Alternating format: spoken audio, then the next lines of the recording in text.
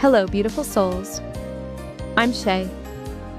Welcome back to Art of Becoming, the series where we explore healing, growth, self-discovery, and the messy, beautiful process of figuring out who we are. Today's video is called Perspectives. There's a quote I heard once that has stayed with me. Every story has three sides: yours, mine, and the truth somewhere in the middle. For a long time, I believed my perspective was the only one that mattered. Not because I was trying to be selfish, but because when you're hurting, your pain becomes the loudest voice in the room. Over the last year, I've been on a healing journey. I've spent countless hours looking inward, working on my mental health, learning about trauma, learning about boundaries, learning about accountability, learning about who I am when I'm not simply surviving. And healing has a funny way of changing the stories we tell ourselves. It doesn't always make things clearer. Sometimes it makes them more complicated. Because the more I heal, the more I realize life isn't always about good people and bad people. Sometimes it's about hurt people hurting each other. Sometimes it's about two people trying their best with wounds they don't fully understand. And sometimes it's about realizing that two perspectives can exist at the same time. My husband and I have known each other for 16 years. We were friends before we were partners. We were partners before we were husband and wife. We've been together for 8 years, married for 7 this November. That is a long time to know someone, a long time to love someone, a long time to build a life together. And during that time, there were things he did that I viewed as abusive. There were things I did that he viewed as abusive. I'm not making this video to debate who was right. I'm not making this video to relive every painful moment. Because that's not the point. The point is that we both carry scars, and those scars shaped how we loved each other. For years, I thought love was enough. That if two people loved each other hard enough, they could overcome anything. But healing taught me something different. Love is important, but love is not the same thing as healing. And eventually, I reached a place where I needed to choose myself.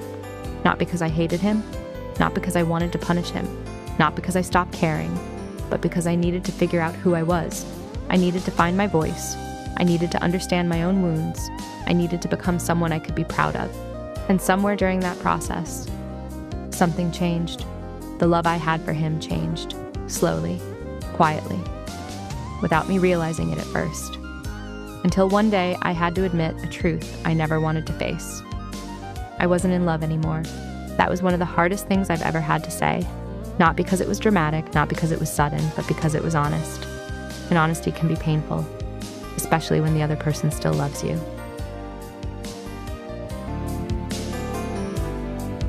People don't talk about. People know how to talk about heartbreak when both people leave. People know how to talk about anger. People know how to talk about betrayal. But what about when one person still loves you? What about when they still show up? What about when they still care? Because despite everything we've been through, he still helps me. He still worries about me. He still takes care of me when my body hurts. He still checks on me. He still supports me in ways he doesn't have to. And I know that comes from a place of love. Maybe not perfect love, maybe not healthy love, but love nonetheless. And I think that's where perspective matters. From my perspective, I needed to leave. I needed to heal. I needed to become someone new. From his perspective, the woman he's loved for years is still here. Still laughing, still talking, still existing, just farther away than she used to be. Both perspectives can be true. Neither one cancels out the other. And maybe that's one of the hardest lessons I've learned. Sometimes there isn't a villain. Sometimes there isn't a winner. Sometimes there are just two people carrying different versions of the same story. I don't know what the future holds. I don't know where either of our paths eventually lead. But I do know this. I am grateful. Grateful for 16 years of friendship. Grateful for 8 years together. Grateful for nearly 7 years of marriage. Grateful for the lessons. Grateful for the memories. Grateful for the person I became because of the road we walked together. And most of all, thank you. Thank you for loving me. Thank you for standing beside me during some of the hardest years of my life. Thank you for caring about me even when I chose a different path. Thank you for supporting me even when it hurt. Thank you for seeing value in me when I couldn't always see it in myself. My journey now is about becoming healthier, becoming stronger, becoming more authentic, becoming more myself, And while that journey may no longer be one we walk together, the years we shared will always be part of who I am. Sometimes love stories don't end with happily ever after. Sometimes they end with gratitude. Sometimes they end with respect. Sometimes they end with two people looking at the same road and choosing different directions.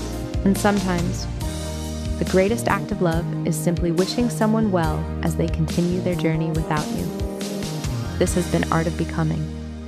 Thank you for being part of this journey with me. Thank you for listening. Thank you for growing alongside me. If this story resonated with you, I'd love to hear your thoughts in the comments below. And today, I wanted to share a different perspective. If you enjoyed this video of Art of Becoming, please like, share, and subscribe. Every story, every lesson, and every step forward helps us realize we're not walking this road alone. Until next time, beautiful souls, keep healing, keep growing, and keep becoming.